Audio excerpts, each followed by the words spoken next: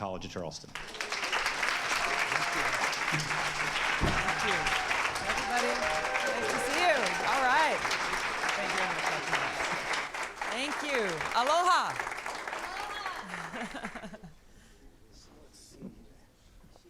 Well, thank you very much for being here. Welcome back. Thank you. So I wanted to start off, since we're sitting on a college campus, could you tell us a little bit about your time in college and kind of what you were into and how that has impacted your career and how that's impacted this run for the White House? Yeah, absolutely.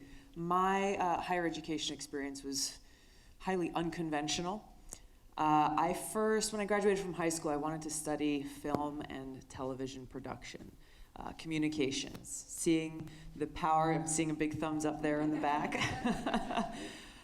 Just seeing the power of this platform to be able to help tell important stories about people's lives and be able to help impact people and influence the decisions and the choices that they're making about policies, really, and how we can together make a positive impact on those around us. So that was what I was hoping to do out of high school.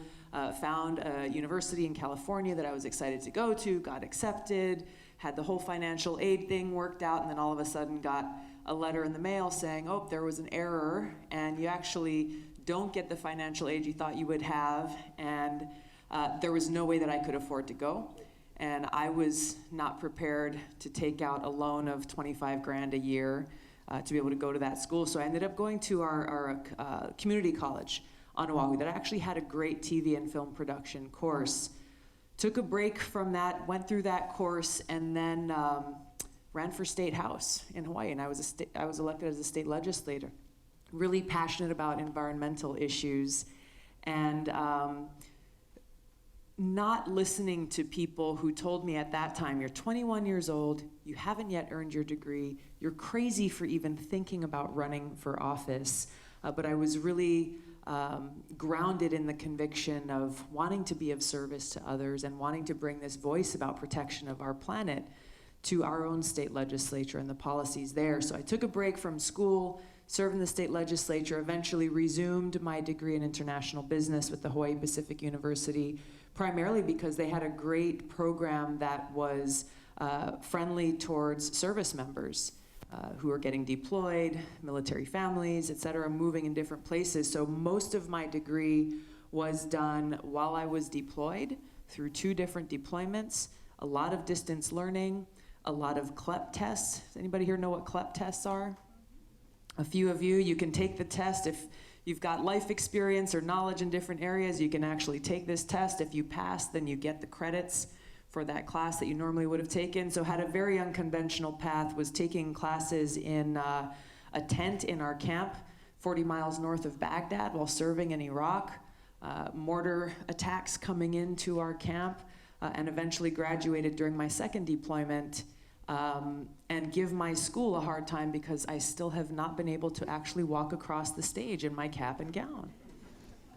But that experience actually has really informed my own view about some of the change that I think that we can make to our policies as it relates to higher education, in opening up opportunities for folks who may choose a more unconventional path, whether it be through distance learning, utilizing technology, bringing down the cost of higher education in the process, opening up many more doors to vocational training, apprenticeships, seeing how can, I've actually met a lot of high school students who are ready to start a small business right out of high school.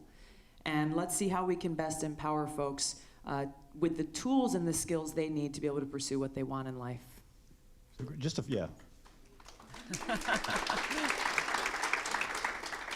So to follow up a little bit on higher ed, the student debt crisis is pretty huge, and I think a lot of people have probably gotten the letter that you got and had to make some difficult choices. I mean, what would you do to try to bring down cost of higher ed and make it more affordable? I know the folks who are running against have all kind of plans. Sort of where do you land, and what are you advocating? Yeah, the way I look at this is at a very practical level. A lot of the conversation that you're hearing around the student debt crisis that really is facing not only my generation, but my father-in-law is a public high school teacher in Hawaii, and he works part-time as a local grocery store manager, and he is still paying off his college student loans.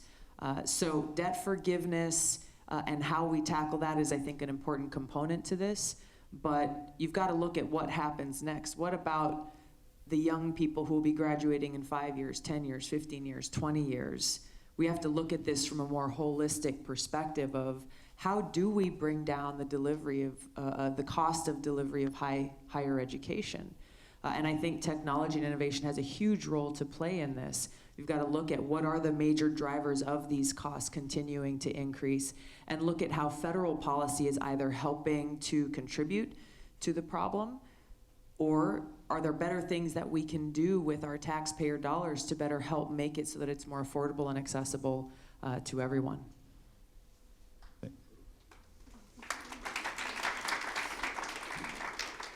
Thank you. So I want to ask a couple more questions, and I know this looks like a group that's got some questions out there. So I know some of my students have some questions out there. So I want to ask you about the arts. President Trump's talked about eliminating funding for the National Endowment for the Arts, National Endowment for the Humanities. I think there was a Republican study that said, you know, the government shouldn't really be in the business of funding the arts. And so what's your position on these programs? What type of support do you think is appropriate for the arts? I think it's important that we as a society continue to support the arts in the many different forms that it takes. We held a town hall probably a few weeks ago where a young girl was sitting in the front row. She was probably 7 years old, 6 or 7 years old. And it was kind of like this. We were going through, folks were raising their hands, asking questions, and then she raised her hand.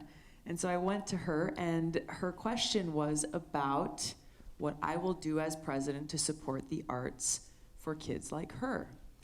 Because she was seeing, and I asked her, I said, why are you asking this question? She said, well, in my school, we used to have a classroom where our 2 arts teachers taught us about different arts, and they had all this time, and they had all their supplies, and they could spend that time with them in that classroom. But all of a sudden, they took that classroom away from them, and those teachers no longer had, and the kids no longer had a home for the arts.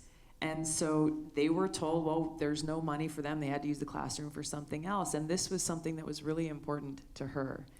And it really hit close to home just about how, as we talk about education, we're not just talking about math and science and English, technology. This whole push for STEM education is important as we look towards the jobs of the 21st century.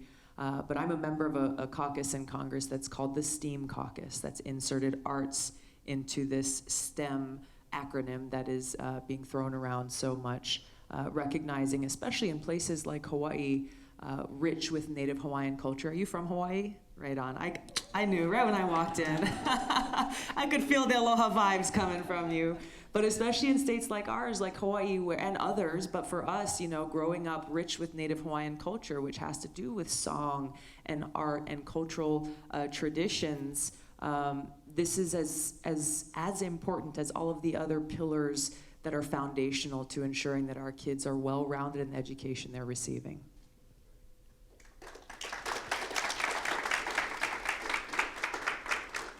So I did a little research. I think you're the second youngest candidate running. You're right. So, how do you think... Pete beat me with that. A little bit, Pete's a little younger, but you're still a millennial. He's still growing into his... You're still a millennial, would you say? You're a millennial? Okay. I'm right on the cusp. That's right. So how do you think being a millennial has impacted your campaign, the policy positions, and sort of how you think it might affect how you would govern as president?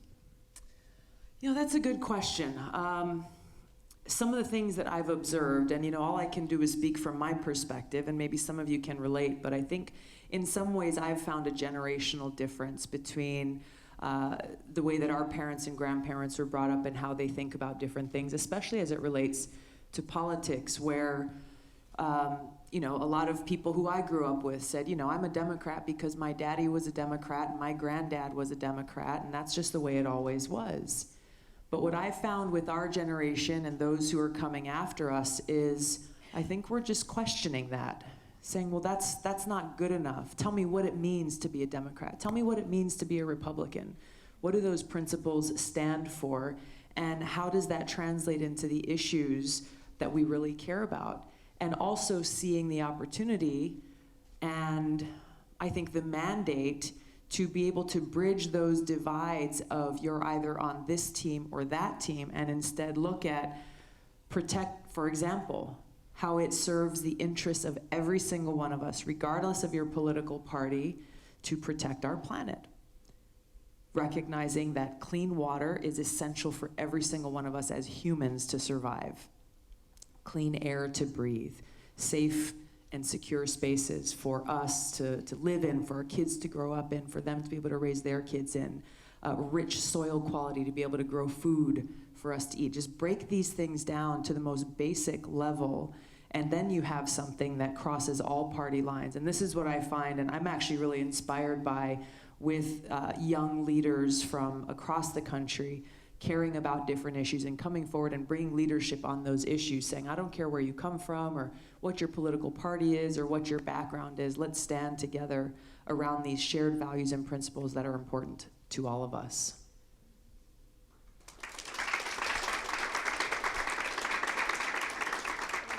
And I know you were talking with some students earlier, and Yeah. that was one, Allegra, where are you, Allegra? Did you step out? Allegra was talking about the student clubs. Yes. and having college Dems and college Republicans, and it doesn't. What seems like what's going on our campus is not what's going on necessarily nationally, right? Sadly, and that was a bit of the discussion we had earlier. Is that what's happening here on your campus is a great example for what should be happening more of in Washington. So let me ask one more question. So you said the last time you were in Charleston, you were here for some services after the shooting at Mother Emanuel. And so can you say a little bit about kind of your approach to gun violence, sort of what you would do to try to, decrease these mass shootings, whether it's in places of worship or schools or shopping centers or music festivals? Say a little bit more about that and what you're thinking. It is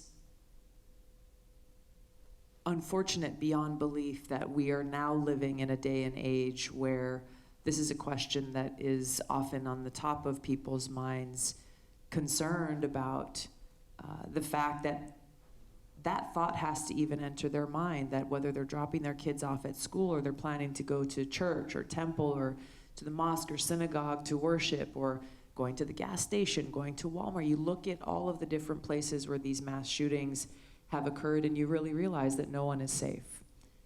It is just as unfortunate to see how divisive an issue this is and has been for so long, and that even as more of these shootings occur, we are not seeing that spirit of togetherness happening to be able to really ask the tough questions about what can we do to prevent more of these tragedies from occurring.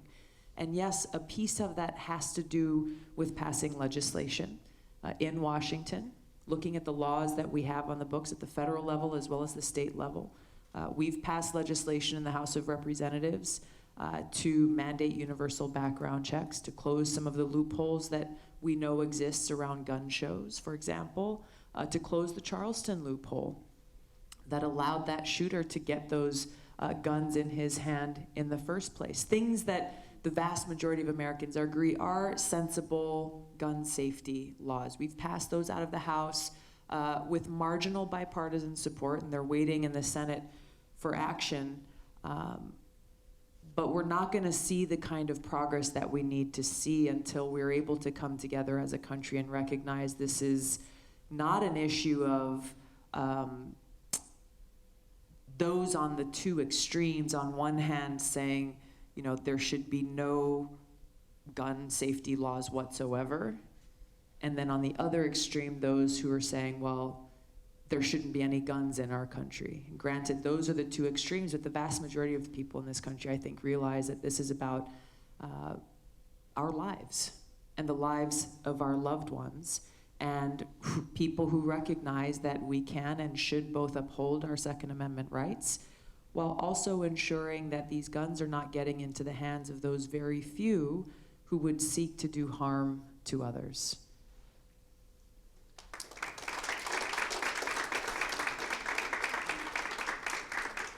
All right, Dr. Ruth McSwain's getting the mic. Who would like to ask Congresswoman Gabbard a question? There you go. There you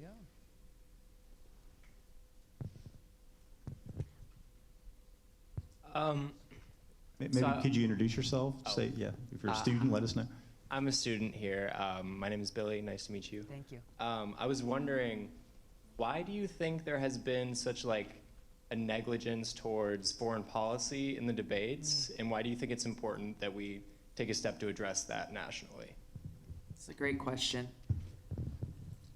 I can only begin to guess why both the media and the moderators, those who are hosting the debates, limit so far questions related to foreign policy, the cost of war, and what kind of leadership we as candidates would bring as commander-in-chief to one, maybe two questions if you're lucky, relegating it to one side issue rather than recognizing the truth, which is that this issue, foreign policy, the cost of war, is an issue that is central to every single other issue that we face.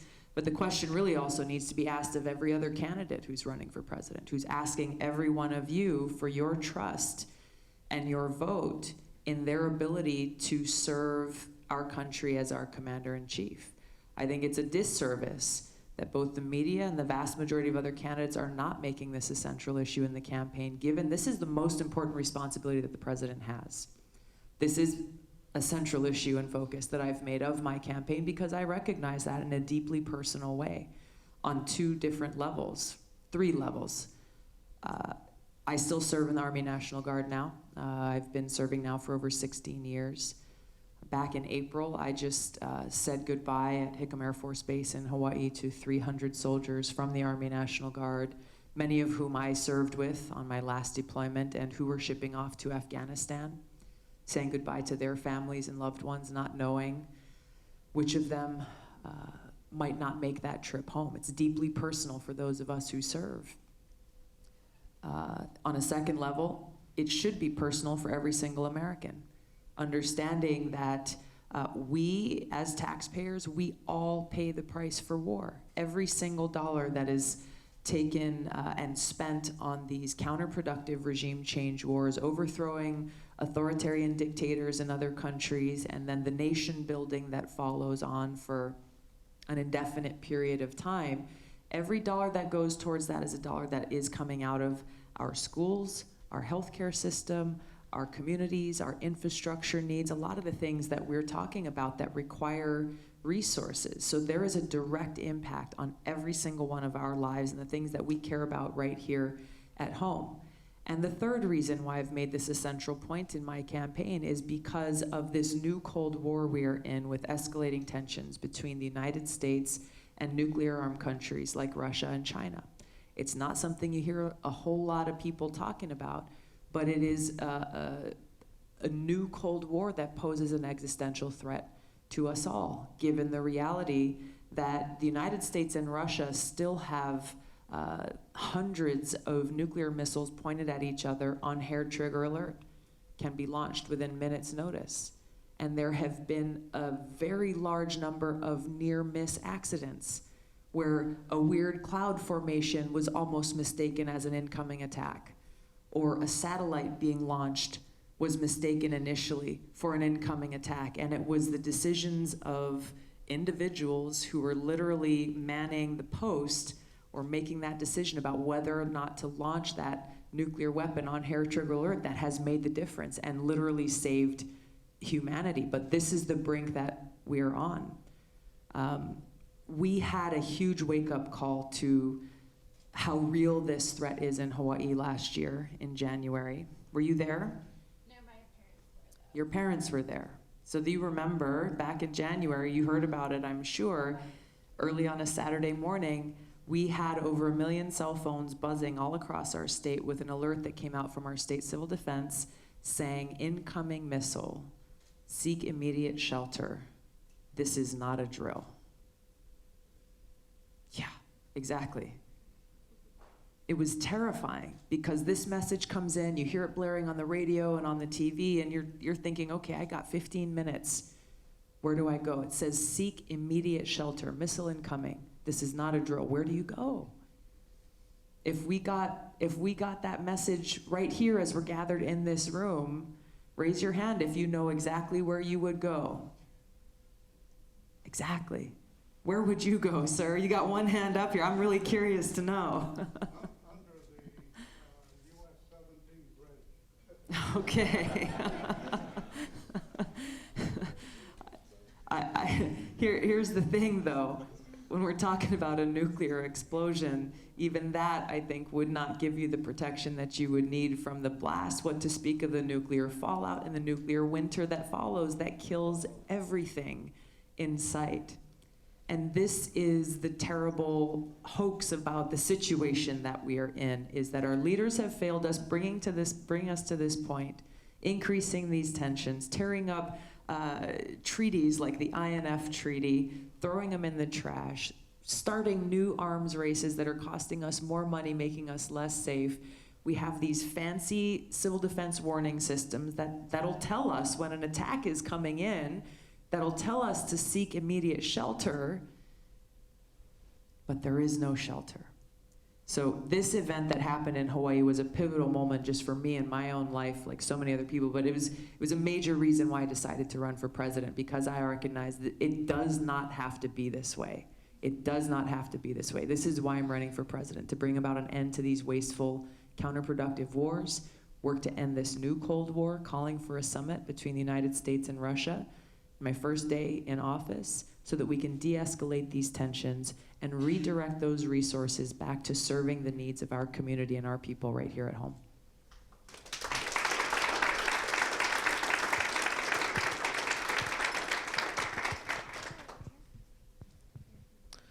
Hi, so as you've talked about... What's your name, sir? Robert. My name is Robert Thomas. I'm actually an alumni. Awesome. At College Charleston. Thanks for being here. Thank you. Yeah, so one of the things that I think has made you attractive across the political spectrum to different parts of both the right and the left is, as you've talked about, your foreign policy ideas of avoiding regime change wars and interventionism overseas and things like that. But one of the things that I can remember, of course, from Trump's campaign is that when Trump came in, he had a lot of the same rhetoric. And just to use an example of something that's been in the news recently, Saudi Arabia, if you go back to his debates with Hillary Clinton, he was actually very anti-Saudi. Like, he compared the Saudis essentially almost to ISIS, that they were chopping off heads, that they were raping women, and things like this. But then when he got into power, there was sort of a 180 change, and now he's actually been his administration's been one of the most pro-Saudi administrations probably in recent memory. And so there's been a substantial change in rhetoric, and there's reasons for that. Like, one of it is just Trump's sort of a Machiavellian kind of guy, and he just does one thing one day. He's gonna do what he's gonna do. But the other part of it is I do feel he does genuinely have some non-interventionist tendencies. But I agree with you. Yeah. But when he has tried to do those things, like reaching out to Putin or mulling, pulling out of Syria or pulling out of Afghanistan, there's been this substantial pushback from sort of this foreign policy establishment, whether or not it's foreign policy elites or it's, the defense contractor establishment.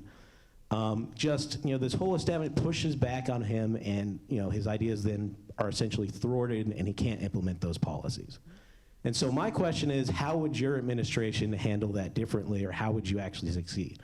Because when they start coming after you and they start labeling you... They're already coming after me. So they start labeling you an Assad apologist or a Russian puppet or whatever other terminology they're going to use, and they start threatening you with investigations and impeachment to try to prevent you from carrying out your foreign policy. How are you going to handle it differently and actually be able to implement your policies and not fall into the same trap a lot of other administrations have fallen into? Thank you. This is such an important question, and just the last thing you said there I think is important, that yes, I agree with much of what you said about Trump, but this is also something that has happened to previous administrations as well. And so your question is a fair one. What makes me different from other presidents who have made these promises going into office and then have completely flipped the switch and done exactly the opposite of what they promised that they would do?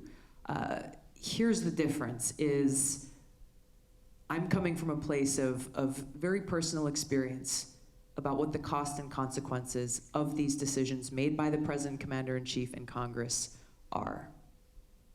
This is about my family. This is about my fellow veterans. This is about every single one of our service members and their families, who are the ones who pay the price for these decisions. So I take that responsibility very, very seriously.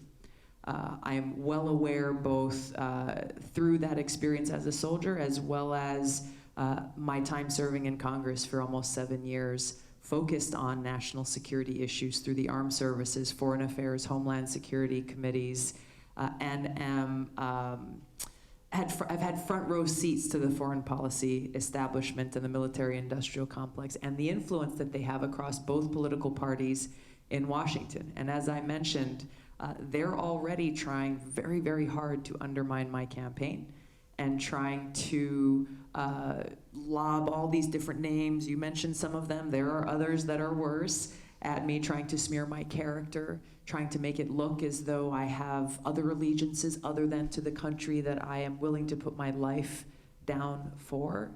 And all of this is happening because they refuse to debate me on the substance of the issues that I'm raising and the policy changes that I am seeking to bring about.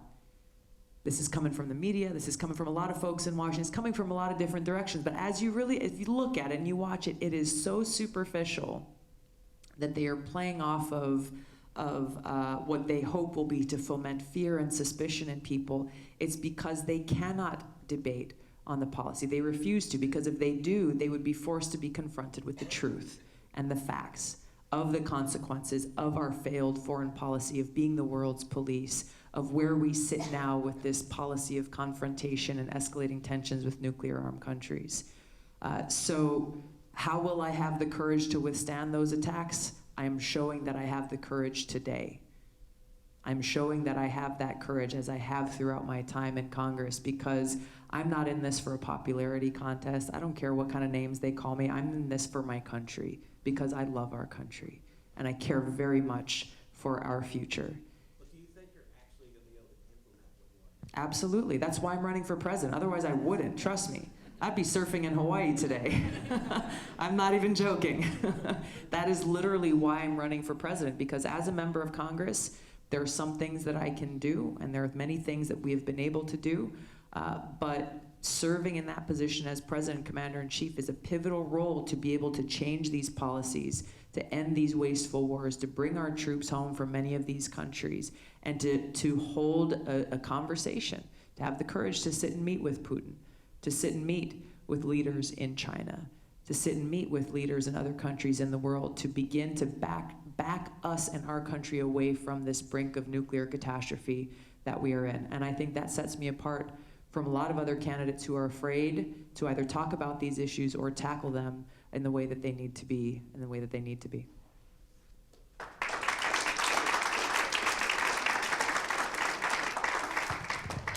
Hi, I'm Darcy Everett. I work here at the college, and you're in the Low Country. So climate change is already impacting us. We already have sunny day flooding. So my question to you is, how will you make America, I guess, a leader in, being more resilient as climate change continues to impact our country? Thank you.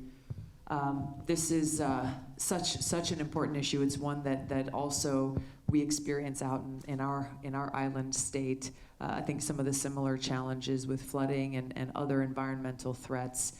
I think there's two approaches that we need to take to this. First, here at home.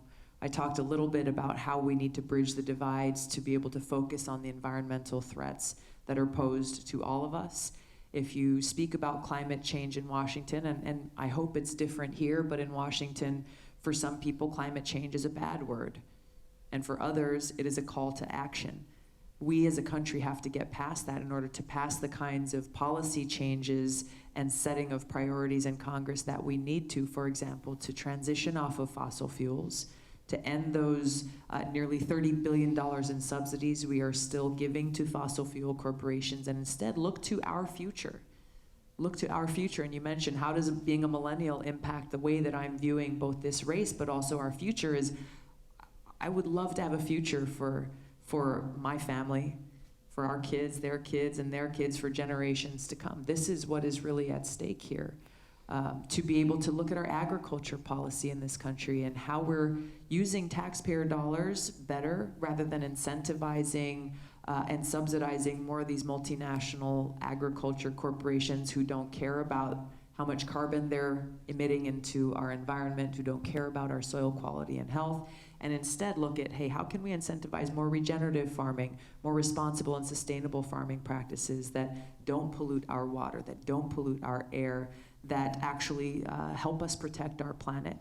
Taking these steps here at home through policies, looking at how the choices we can all make to help contribute ourselves individually, and being the leader in the world that A, sets the example, but B, leading with the foreign policy that is based on cooperation rather than conflict, rather than this confrontational approach that we're seeing from both parties right now, putting us in a position where the conversations that should be happening right now with major countries in the world like India and China and Russia and others about how we as a global community will deal with climate change, the environmental threats, it's just not happening. Those conversations don't exist. So yes, we have to get back into the Paris Climate Accords, but that's just a baby step forward towards making the kind of global change that we need to. Once again, foreign policy is central to all of these other challenges that we face, and this is an important example of the reason why.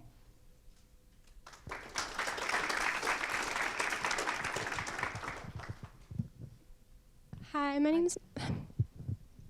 name is Michaela. I'm a senior here at the college. I was just wondering, bringing it back to more of a domestic issue, do you have any plans on how to deal with the obesity crisis in the United States? Great question. Contributing to, millions of deaths a year, like fatty liver disease and heart disease, and just changing maybe the nutritional standards in our schools. Yeah, thank you. This is such an important question that doesn't get asked often enough when we're talking about healthcare and healthcare reforms, right? So much of the conversation is about our system as it exists, what kind of insurance coverage, should there be insurance coverage, single payer, multi-payer, all of these things, talking about the rising cost of healthcare and how it's becoming more and more difficult for people to get the healthcare they need, but not actually talking about people's health and well-being and why these costs are increasing. So your question is such an important one to get to the heart of the problem. I'm going to take it a few layers deeper, and we look at, for example, nutritional standards, the FDA, where our taxpayer dollars are going and subsidizing with programs like WIC, free and reduced lunches in schools. There's a lot that we can do through our policies to better promote healthy eating, living, and lifestyles, which is just not happening now. And one of the big hurdles to that is the influence of big money and special interests coming from, for example, the meat and dairy industry, influencing those nutritional standards, influencing what kind of food is going into our schools that are feeding our kids, influencing what kind of foods qualify for food stamps and programs like WIC for pregnant mothers or new mothers. We have an incredible opportunity to be able to help shift this, to both help inform and make people aware of the choices that they have before them, understanding everyone makes their own choices, you'll be responsible for yourself, but we can and must do better in both informing and providing better opportunities and access to more nutritional foods that will make for healthier people, recognizing that food is medicine. One of our volunteers on our campaign was talking to me the other day about how when he and his wife got pregnant with their first child, they qualified for WIC, and so they went and they tried to use it at the grocery store until they realized that almost everything that qualified was junk food. It was like food that's really not good for you, and certainly not good for a brand new child you've just brought into this world. And when you look at people who are poor, who are living in poverty, who are struggling, living paycheck to paycheck, who qualify for these programs, our policies are incentivizing sickness rather than health. That's what I will change. This is I'm grateful my parents, they brought all 5 of us kids up really learning about trying to eat healthy and eating nutritional food, not eating over processed food, but that doesn't exist for everyone, and we can and should do more to make that happen.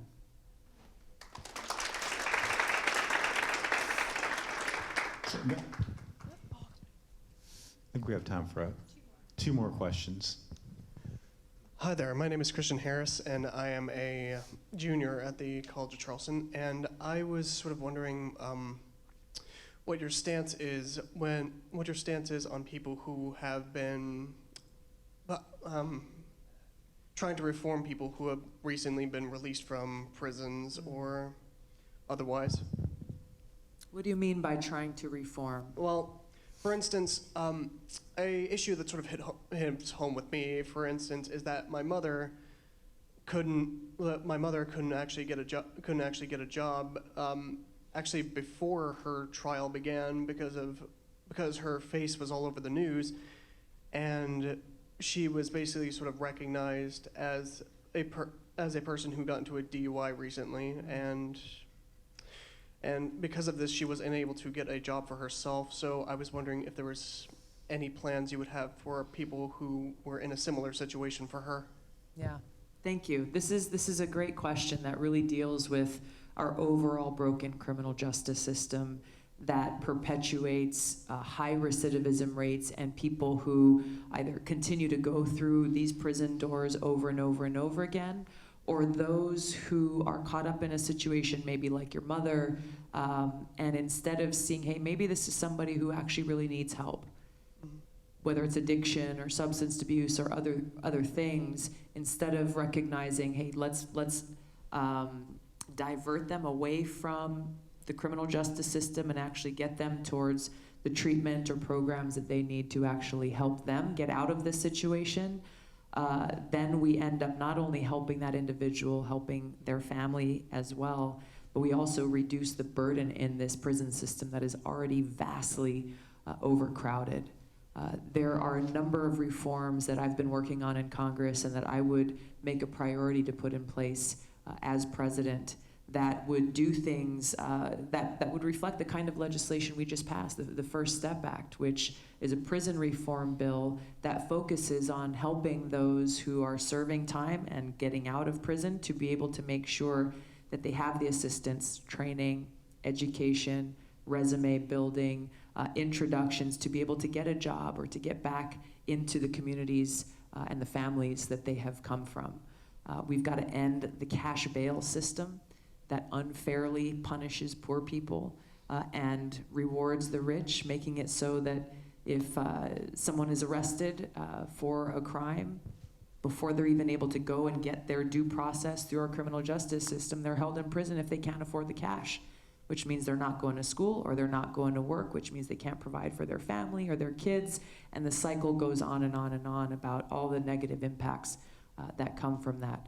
So I think we have to look at how we're investing, once again, our taxpayer dollars. How are they best used to actually be able to help the people who need help and make sure that those resources within our prison system are going towards those who need to be there. Thank you.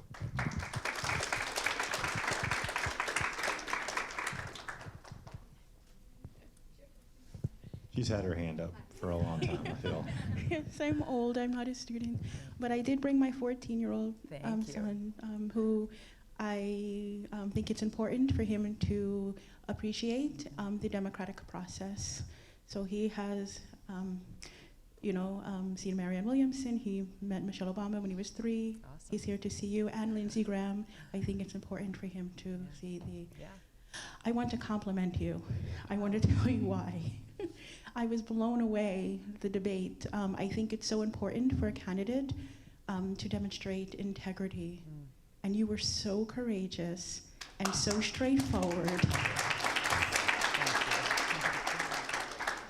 I was blown away when you corrected Kamala Harris.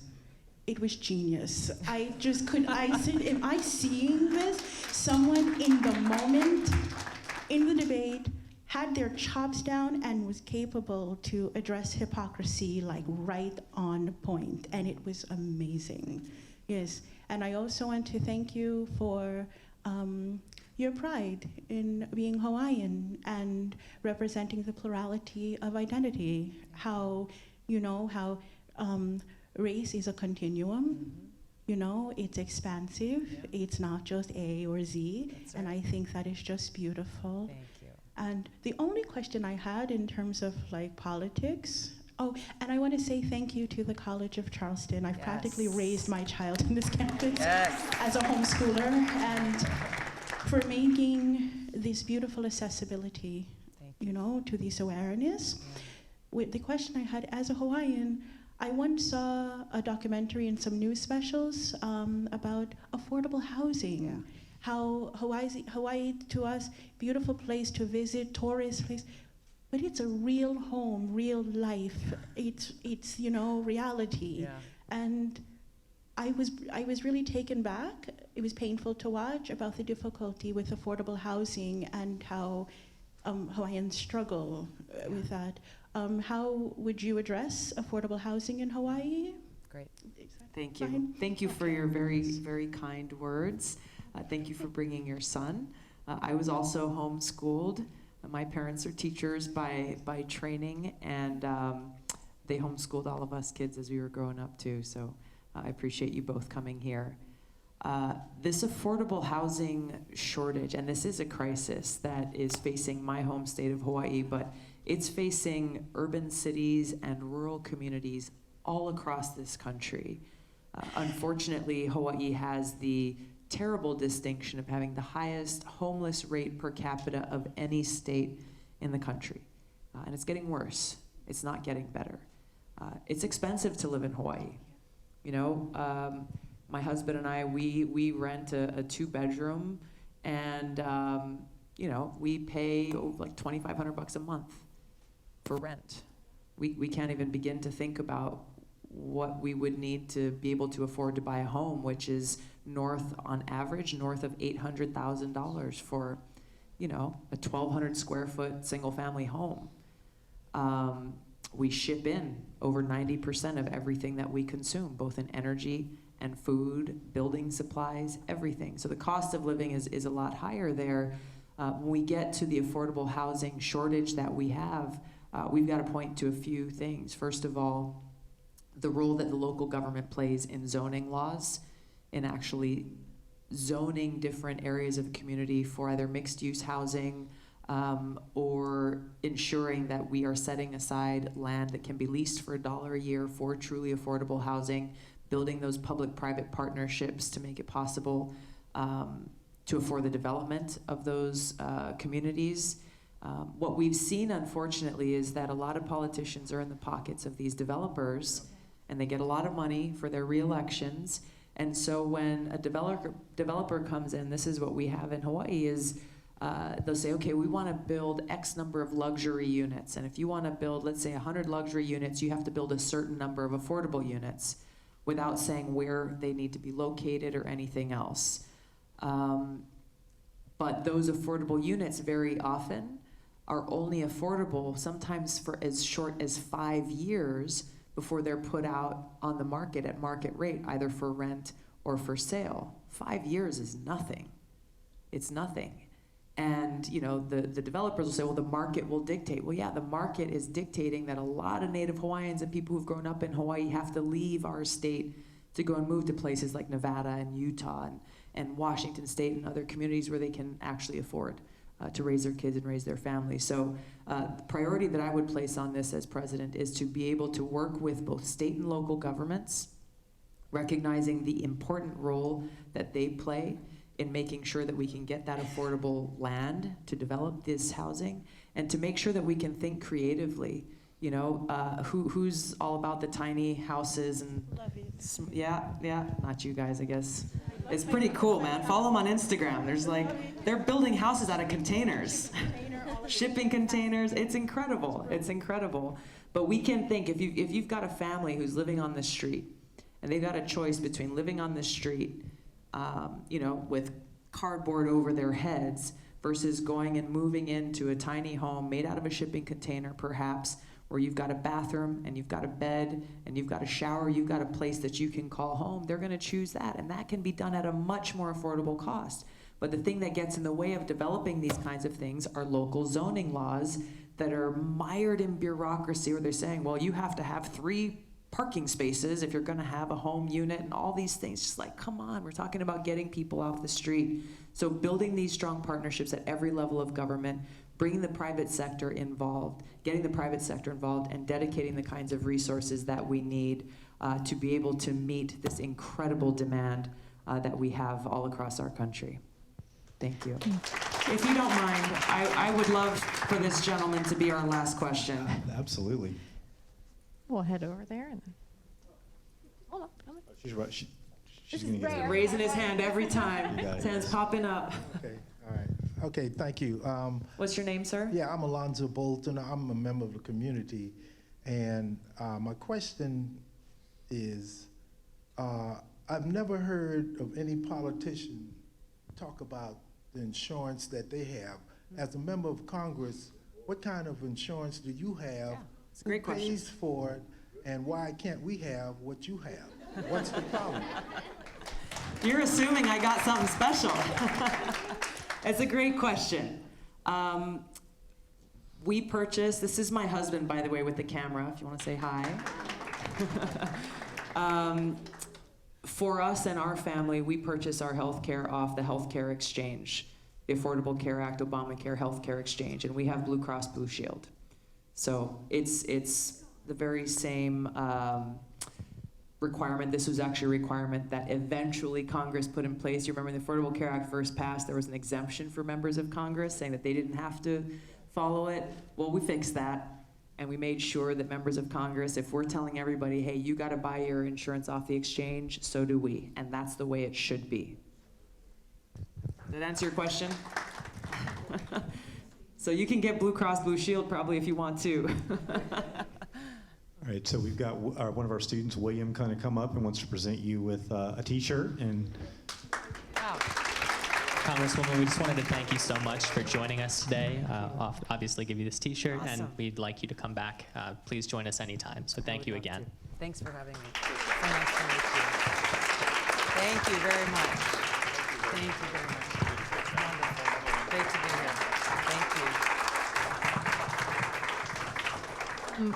Congresswoman Gabbard will be here for just a couple minutes if you'd like to meet her and take Yeah, some pictures. absolutely. She'll be over here at the rope line. Thanks for coming today, and we hope to see you at a future Bully Pulpit event. Thank you.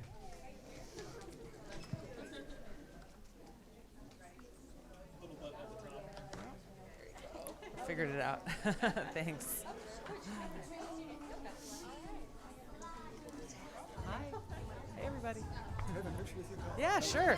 Absolutely. I'm so happy you made the debate. Thank you. Thank you. I'm looking forward to it. 1, 2, 3. Thank you very much. Really That was a appreciate great you coming. takedown of Kamala Thank Harris. you. Thanks. Hi. How are you? Good, nice to meet you. What's your name? Sarah. Sarah. Yeah. Thanks for your help. Thank you so much. Appreciate it. 1, 2, 3. Awesome. Thank you. 1 sec. I think where the line is this side. You want to take? Why don't you take one from each? Hi, All right. Hi. Nice to meet you. Thank you. Thanks for having me. You guys give me such a warm welcome. This has been great. Thank It's great you. to hear from you. 1, 2, 3. Awesome. Thank you so much. I appreciate Have a it. good Thanks one. for your support. I like that. Thank you. Good. What's Thank your you so name? much, Dinesh Sarvate. Dinesh, nice to meet you. Nice to meet you too. Thanks for being here. From the very first day. Thank you. Awesome. Thank you. Thank you Thanks, so Dinesh. much. Nice to see you. Hi. Nice to What's meet your name? you. Carson Goodyear. Carson. Nice I'm to a meet you. senior at Thanks the for local coming. high school. Oh, very cool. I'm glad you came. 1, 2, 3. Oops. 1, 2, 3. Got it. Do you plan to go to school here? I'm not sure. Okay. You got time to figure it out, right? How you I'm doing? Frankie. I'm from Frankie. Ohio, but I just happen to be in town for a conference. wow. So, Nice to meet and you. actually in Westerville where the debate will be. So, looking Yeah. forward Oh, you're to from coming there. out yeah, Oh, wow. yeah, Very yeah, cool. Well, we're looking forward to being there. Glad to have you there. All right. 1, 2, 3. Got it. So we're going to plan some events there around the debate. So Perfect. you should come I'm looking and forward join to it. us. Brilliant. Awesome. All right. Thank you. She'll need help setting Yeah. up and all that stuff. Yeah, we'll put you to work, man. I'll put my family to work too. Good. I'm glad. Hello? Hi. Wait, I didn't get the shake. Thank you. What's your name? Mateusz. Mateusz. Beautiful. And I am Mrs. Awesome. Thank you. Polish multiracial family. Wow. Thanks for being here. Oh, good. Yeah, why don't you jump in here? Thank you.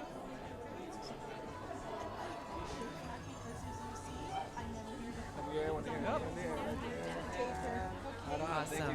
Thank you. Thank you. Okay, even though I'm like, You're good. You're good. You look great. Awesome. Thank you. Thank you. Thank you for your very kind much, words. yes. So nice to meet He's you. a freshman at Southern New Hampshire University. Awesome. Political Thank you for science. coming. Beautiful. Thank you very Thank you. much. How old are you? You're 14 and you're a freshman? That's amazing. Thank you. Keep up the great work. Good work, Mom. Thank you very much. Thank you. Hi. Hannah, nice to meet Hannah, you. nice to meet you. Me and my friend Carson, we rushed out of the parking lot in high school to come here. So I'm so glad thank you so guys much could for coming. come. Thank you. Did you enjoy the conversation? Yes, it was great. It's I'm lovely glad. to hear. 1, 2, 3. Got it. Cool. Thank you so much. Thank you guys. Do you want me to take it or you want to take Hi. Hi, What's your I'm name? Bobby. Nice to meet you, Bobby. I'm so happy to meet you. I'm Thank so you. glad to hear the conversation you had today. Thank you. I'm Yeah. so glad you took the time to come. Oh, 1, 2, 3. Want to get in there, Mom? You want to get in yeah, here? this is my mom. Nice to meet you, Tulsi. We were rooting on. Yeah, Thank you for your support. Yeah, I yeah, really you appreciate were it. wonderful in that debate. We were cheering We you were on. cheering you on. Yeah. Thank you. Awesome. 1, 2, 3. Well, I'll do my I mean, best we to thought do you that- proud in the next one. Oh, sure. Well, good We'll luck. be watching Thank it. you. Yeah. Thank you both. Tulsi. Thank Have a you. great All day. right, Thank you. I'm going to talk to her. Okay. Yeah. Hi. Nice to see you again. Nice to see you too. I just wanted to ask you, how are you? Like, I'm good. Thank you for asking. No, Honestly, like- very few people actually ask. really? That's Yeah. so weird. Usually, To be usually honest- people are interested in saying what they're passionate about, which I appreciate. I'm I good. think that you can tell a lot more from a person's character just asking them how they are and just having a normal conversation. Yeah. I just honestly, like, I really wanted to talk to you about certain things, but like, I know you're obviously busy. So the next time that you're in Charleston, Why don't you come? Do you want to come this evening? We're doing something. I think it's 6 or 6:30 at Town Hall. If you get, they have a flyer that has what I'm doing tonight and for the rest of the weekend, because I'd love to be able to chat with you. yeah, awesome. Yeah. Okay. Thank Cool. you so much. Thank It was you. so Tell good me your meeting name you. again. Tamara. Hannah? Tamara. Tamara. Yes. Alliance for the Planet. Planet Earth. Planet Earth. We call ourselves yes, Ape. this planet. We have an ape mascot. Got it. It was Awesome. nice Get one meeting of you. those flyers and I will. then come. Yeah, okay. I'm serious. Thank Thanks. Hi. Hi. How are you? I'm really refreshed to see like a moderate Democrat. Thank you. Just because Sensible. all these Common ones that sense. are on TV right now, not a fan. But Thank you. I wanted to ask you about, you were talking about climate change Yeah. and how you wanted to combat that with fossil fuel free, carbon free energy sources. And I was wondering what role you think nuclear power would play under your administration. Yeah, good question. Briefly, I think the nuclear power that we have seen that exists today and of the past is of the previous century, and it's very dangerous. It is supposedly cleaner energy, but it's not when you factor in how expensive it is and how it's leaving behind waste that will be here for the next 500,000 years, and there's nowhere to put it. There's new technology that I'm learning more about that's looking to take some of that waste and actually put it to good use to be able to create new energy. So I'm learning more about that, and I think if they get that right and they can do it in a way that is completely safe and clean, then I think that's absolutely something we've got to consider. Cool. What's your name again? Burl. Burl. Yes. Awesome. I'm active duty Navy too. Oh, cool. Right on. Yeah, they let you have mustaches in the Navy, don't they? They do. Go Navy, beat Army. Beat Navy, go Army. Hey, what's your name? Jackson. Awesome. She just asked you where you were from, probably, right? Yeah, but I'm from Big Island. Oh, okay, nice. 1, 2, 3. Got it. Awesome. Oh, one more. My sister's from Big Island. So, is there a Hawaii community here? Have you found one? No, it's just you. I wish. I'm always like, Hawaii, Hawaii. Yeah, of course. I get so That's how she was. She went to school in New York. She's from Hawaii. My Oh, professor there is you from go. Hawaii. There you go. That counts. We'll consider. We'll take that. It's true. It's true.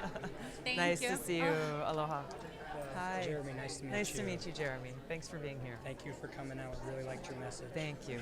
Do you go to school here? I do. Awesome. I'm actually the president of the South Carolina Politics Club, and these members of my executive board. Very cool. Nice to meet you. Thank you.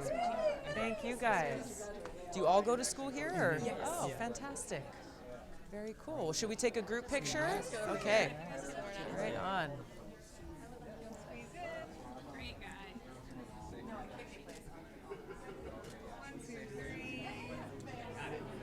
Awesome. I Nice hope to you meet found the conversation helpful and So helpful. educational, Thank informative. you for roasting Kamala, by the way. Thank you for that. The truth is powerful. It is. It's great to meet you. Thank you, guys. Keep up the great